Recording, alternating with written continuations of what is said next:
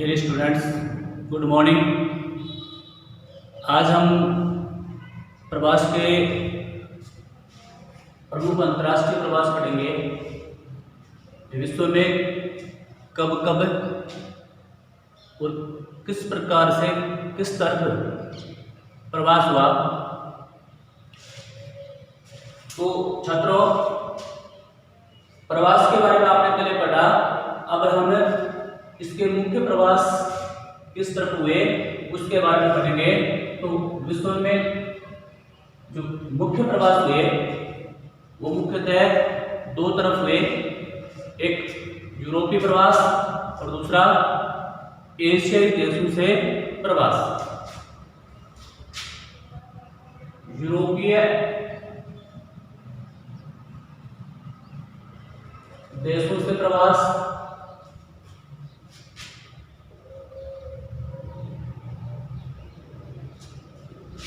और दूसरा है एशियाई देशों से प्रवास। आपको ये ज्ञात ही होगा कि प्राचीन विश्व में यूरोप और मध्य एशिया में ही जनसंख्या का सांतरण था। यानी आप कह सकते हैं कि मानव सभ्यता का विकास मध्य एशिया में हुआ और मध्य एशिया से फिर लोगों का प्रवास या स्थानांतरण उसके आसपास भूमध्य सागरीय क्षेत्रों और सिंधु नदी के आसपास हुआ। कालांतर में यूरोप और एशिया में जनसंख्या का मुख्य प्रवास हुआ। अब चूंकि यूरोपीय महाद्वीप में जनसंख्या का तीव्र विकास हुआ, इस तीव्र विकास के कारण से यूरोपीय जनसंख्या मध्य शताब्दी में 15वीं शताब्दी के बाद में यूरोपीय जनसंख्या का स्थानांतरण ऐसी जगहों की ओर होने लगा जहां जनसंख्या विरल थी या जनसंख्या बसी हुई नहीं थी। आप यह कह सकते हैं कि पुर्तगाली या यूरोपीय नाविकों ने जब नए देशों के नए महाद्वीपों की खोज प्रारंभ की, जैसे वास्को डी गामा, अमेरिगो वास्कोची, कोलंबस आदि जो पुर्तगाली नाविक थे, इन्होंने नए देशों की नए महाद्वीपों की खोज की और ये पाया कि वहाँ पर विशाल भूमि और संसाधन पड़े हैं। तो वहाँ यूरोपीय महाद्वीप से लोगों ने प्रवास प्रारंभ किया और वो प्रवास था यूरोपीय महाद्वीप से दो क्षेत्रों की ओर। एक उष्णकटिबंधीय क्षेत्रों की ओर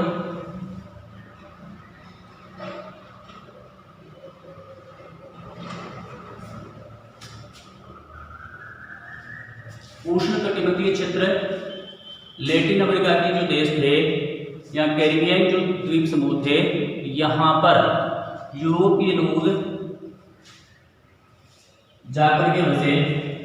इसके साथ ही दक्षिण पूर्वी एशिया के जो द्वीपीय भाग थे, यहाँ पर यूरोपीय लोग जाकर के बसने को प्राथमिकता दिया, क्योंकि उन्होंने यहाँ पर देखा कि भूमध्य सागरीय या कह सकते हैं उष्णकटिबंधीय जो फसल है वो प्रचुरता से होती है। इसमें गन्ना, रबड़, कहवा इस प्रकार की जो फसलें हैं यहाँ पर प्रचुरता से हो सकती है। तो इसलिए यूरोपीय देशों के लोग यूरोप को छोड़ करके उष्णकटिबंधीय क्षेत्रों की ओर प्रवास करने लगे। दूसरा था शीतोष्ण कटिबंधीय प्रवास।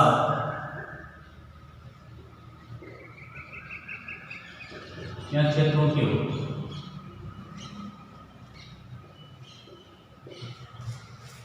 शीतोष्ण कटिबंधीय क्षेत्रों में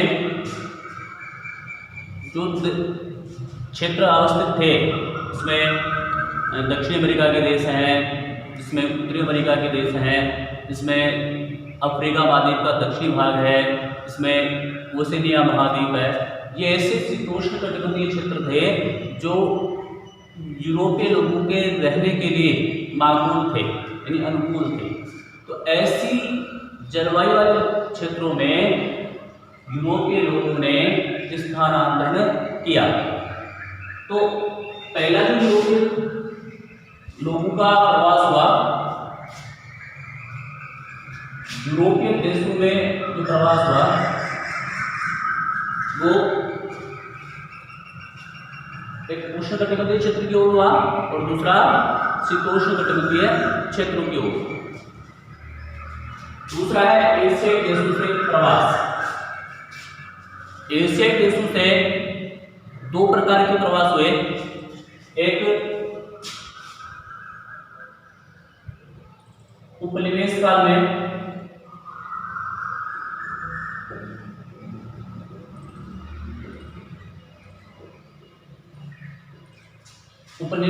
प्रवास अंग्रेजों ने जब 15वीं शताब्दी के बाद यूरोपीय देशों को छोड़ करके अन्यत्र स्थानांतरण किया तो उन्होंने देखा कि बहुत सी जगहों पर बहुत से लोग आसानी से गुलाम बनाए जा सकते हैं। तो अपनी साम्राज्यवादी नीति के तहत इन लोगों ने उपनिवेश स्थापित किए और उपनिवेश स्थापित करके वहां पर जो कमजोर तबके के लोग थे, गरीब लोग थे, उनको जबरन पकड़ करके अपने लिए, अपनी सुविधा के लिए जो कैरिबियन या ऐसे उष्णकटिबंधीय क्षेत्र थे जहां पर रोपण कृषि प्रमुखता से की जा सकती थी, जिसमें गन्ना है, रबड़ है, कहवा है, चाय है, बागान करके, तो उन बागानों में कार्य करने के लिए प्रचुर मात्रा में श्रमिकों की आवश्यकता थी और उन श्रमिकों की आवश्यकता की पूर्ति करने के लिए उपनिवेश काल में एशियाई लोगों को जबरन पकड़ करके वहां पर प्रवासित कर दिया। तो पहला जो प्रवास हुआ एशियाई देशों से वो था उपनिवेश काल में, अंग्रेजों के द्वारा गुलाम बना करके लोगों को भेजना। दूसरा जो प्रवास हुआ उपनिवेश काल के पश्चात या स्वतंत्रता के पश्चात कर सकते हैं,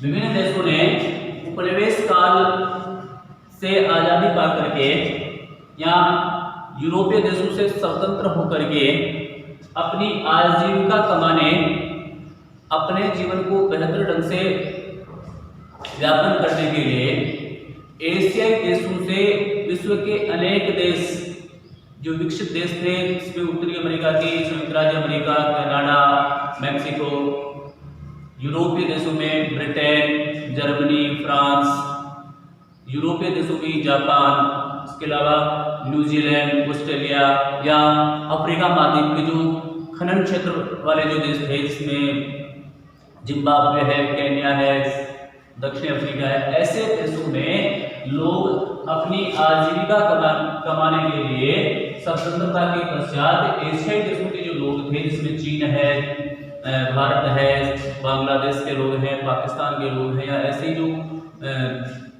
बहुत से देश थे, इन देशों ने या इन देशों के नागरिकों ने स्वतंत्रता के पश्चात प्रवासन किया और ये प्रवासन विश्व के विभिन्न क्षेत्रों की ओर, जो विकसित क्षेत्र थे उनकी ओर हुआ। तो इस प्रकार से प्रमुख अंतरराष्ट्रीय प्रवासों में दो मुख्य प्रवास हुए, एक यूरोपीय देशों से प्रवास, यूरोपीय देशों से प्रवास यानी यूरोप से अलग होकर के, यानी यूरोप को छोड़कर के जो लोग गए हो, और दूसरा एशियाई देशों से प्रवास। इस प्रकार से इन दो मुख्य प्रवासों में एशियाई देशों से जो प्रवास हुआ, इसमें चीन, भारत, जापान, पाकिस्तान और बांग्लादेशी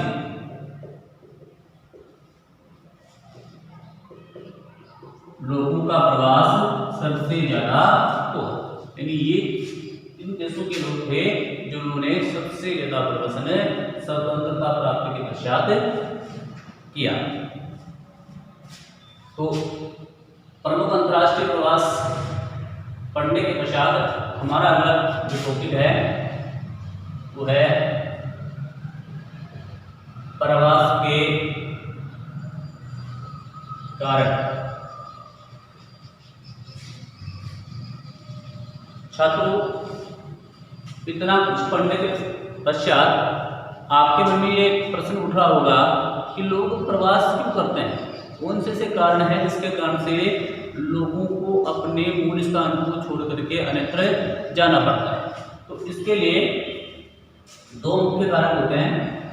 एक होता है प्रतिकर्षक कारक और दूसरा होता है अपकर्षक कारक।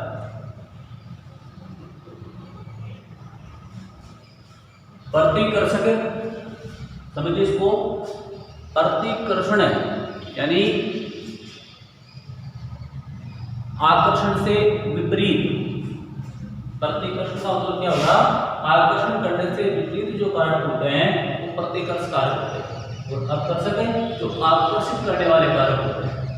प्रतिकर्ष कारक हमेशा प्रतिकूल होते हैं, यानी जो मानवीय दशाओं में विपरीत प्रभाव लाते हैं, दुष्परिणाम लाते हैं, वो प्रतिकर्ष कारक होते हैं। और जो मानव को अपनी ओर आकर्षित करते हैं, अपनी ओर आने के लिए लालायित करते हैं, ऐसे कारकों को अपकर्षक कारक कहते हैं। तो सबसे पहले हम प्रतिकर्ष कारक पढ़ते हैं, जैसे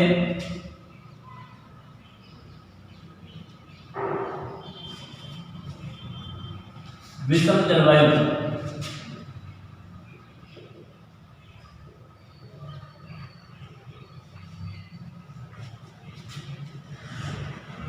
रहन सहन की निम्न दशाएं,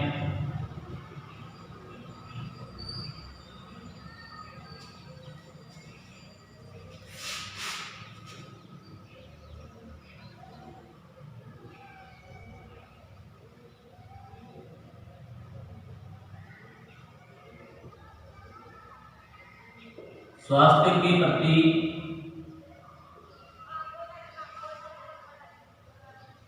प्रतिकूल दशाएं,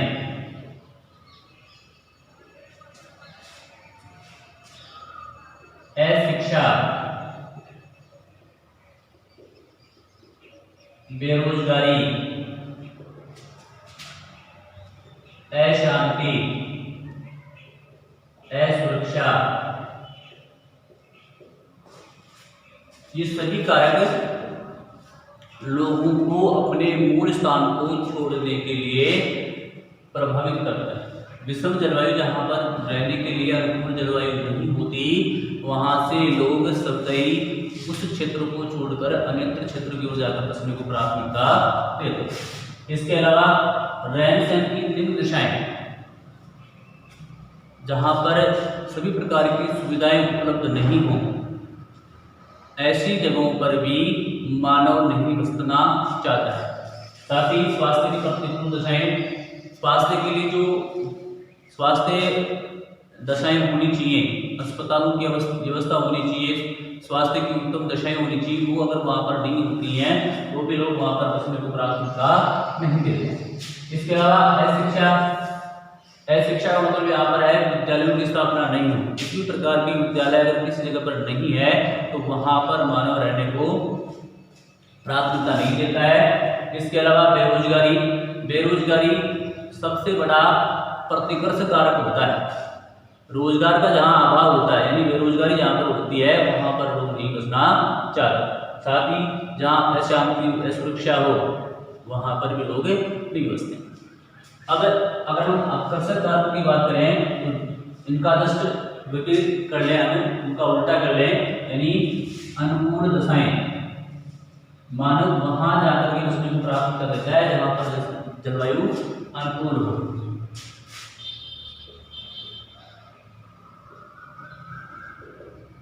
रहन सहन की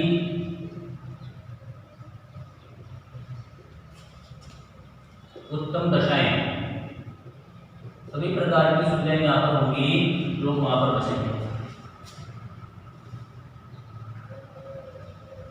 उच्च शिक्षा के केंद्र, जहां पर उच्च शिक्षा के केंद्र यूनिवर्सिटी होंगी, महाविद्यालय होंगे, वहाँ पर लोग सघनता से जाकर के बसेंगे, यानी वहाँ पर लोग स्वतः ही जाकर के बसना चाहिए। साथ ही रोजगार की प्रचुरता, जहाँ पर्याप्त मात्रा में रोजगार उपलब्ध हो लोगों को, वहाँ पर लोग जाकर के बसेंगे।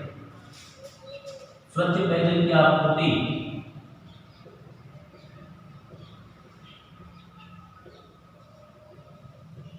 जहाँ पीने के पानी का भंडार होगा, लोग वहां पर जाकर के बसेंगे। इसके अलावा शांति और सुरक्षा,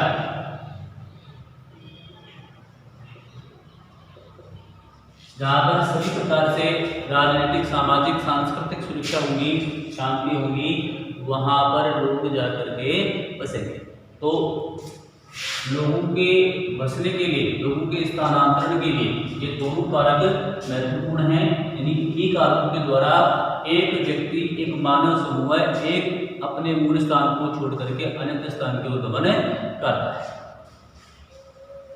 अगला टॉपिक हमारा प्रवास के परिणाम, यानी लोगों के द्वारा जो प्रवास किया जाता है, प्रवसन जो होता है, उस प्रवसन के द्वारा किस प्रकार के परिणाम उपस्थित होते हैं। छात्रों, निश्चित ही आप पाएंगे कि किसी भी जगह पर जनसंख्या का स्थानांतरण दो परिणाम को उत्पन्न करता है। एक सकारात्मक परिणाम होता है और एक नकारात्मक परिणाम होता है। सकारात्मक परिणामों में अगर आप देखें, सकारात्मक परिणाम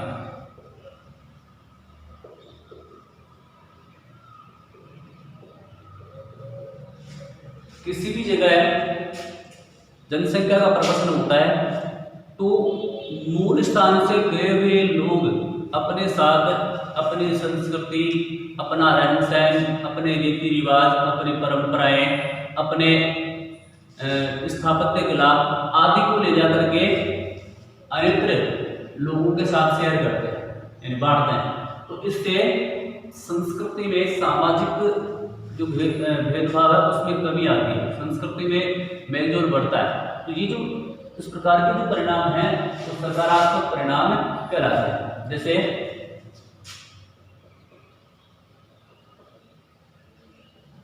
संस्कृति का मिलाप, आपने देखा कि हमारे देश में मध्यकाल से सन 1000 ईस्वी से ही हमारे यहाँ पर बहुत से आक्रांताओं ने, बहुत से विदेशी लोगों ने यहाँ आक्रमण किए और यहाँ बसने को प्राथमिकता दी। तो यहाँ पर जैसे मुगल यहाँ पर सबसे पहले आकर के बसे, तो मुगलों के द्वारा जो मुगलों के रहन सहन थे, मुगलों का खान पान था, मुगलों की स्थापत्य कला थी, मुगलों की संस्कृति थी, मुगलों की भाषा थी, वो हमारी जो भारतीय संस्कृति थी उसके साथ मिलाप। इसके कारण से अनेक संस्कृतियों का मिलाप जब दो समूह आपस में मिलते हैं तो होता है। साथ ही तकनीकी ज्ञान का प्रसार,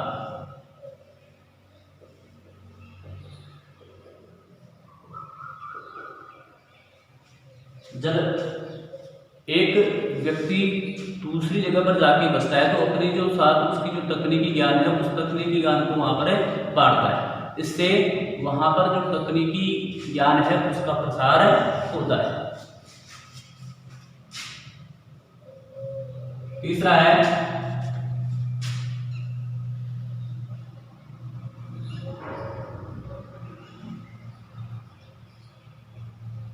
शिक्षा का प्रसार।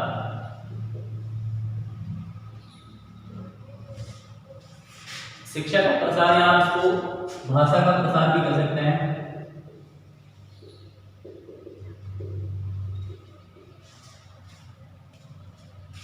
एक मानव समूह है जब दूसरी जगह पर जाता है तो अपने साथ अपनी भाषा को, अपनी शिक्षा को भी ले जाता है। तो जो लोग उस भाषा से, उस शिक्षा से वंचित थे, धीरे धीरे उनके संपर्क में आने से उस शिक्षा का प्रसार वहाँ पर हो जाता है। तो इससे वह व्यक्ति अनेक भाषाओं का जानकार हो जाता है। जैसे मध्यकाल में हमारे यहाँ पर मुगल आए, मुगलों के द्वारा वहाँ की जो मूल भाषा थी, मुगलों की फारसी भाषा, उस फारसी भाषा का, उर्दू भाषा का, अरबी भाषा का प्रसार भारत में हुआ। भारत के बहुत से लोग फारसी भाषा, उर्दू भाषा का अच्छा ज्ञान रखते हैं और उसका मुख्य कारण था मुगल। तो इसके बाद हमने देखा कि यहाँ पर अंग्रेज आए। अंग्रेजों से आने से पहले हमारे यहाँ पर किसी भी प्रकार से कोई भी व्यक्ति अंग्रेजी भाषा का ज्ञान नहीं जानता, लेकिन अंग्रेजों के आने के बाद यहाँ पर अंग्रेजों ने अंग्रेजी शिक्षा का प्रसार का बल दिया। इसके कारण से आज हमारे भारत में अंग्रेजी भाषा का बहुत ज़्यादा प्रभाव देखने को मिलता है। इसके अलावा धार्मिक सहिष्णुता, जब अनेक संस्कृति को मानने वाले, अनेक धर्मों को मानने वाले लोग एक जगह पर आकर के रहते हैं तो उनमें परस्पर समन्वय की भावना विकसित होती है, धार्मिक सहिष्णुता की भावना आती है और धार्मिक सहिष्णुता के कारण से लोग भाईचारे के साथ उसमें प्राथमिकता देते हैं।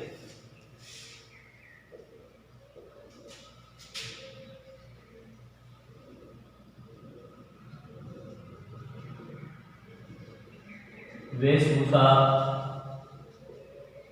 स्थापत्य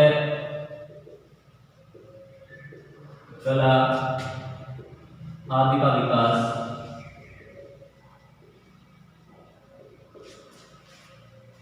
वेशभूषा, रहन सहन, खान पान, बोलचाल, इनका प्रभाव भी हम देखेंगे कि लोगों के अंतर्गत जब स्थानांतरण होता है तो उसके अंतर्गत पाया जाता है। साथ ही स्थापत्य कला का भी प्रभाव पड़ता है।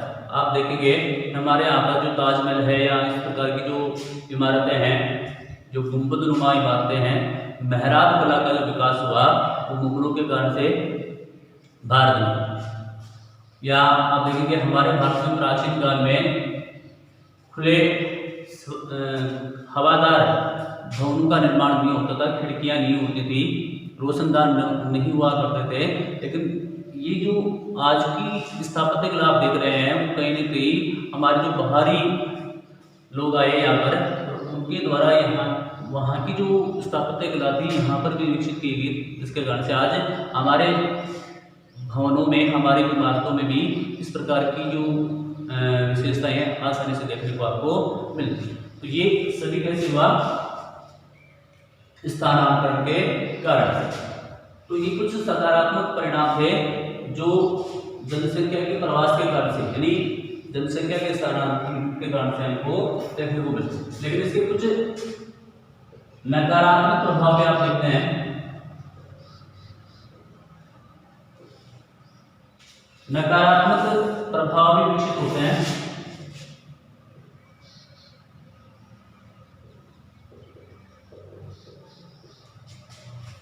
इसमें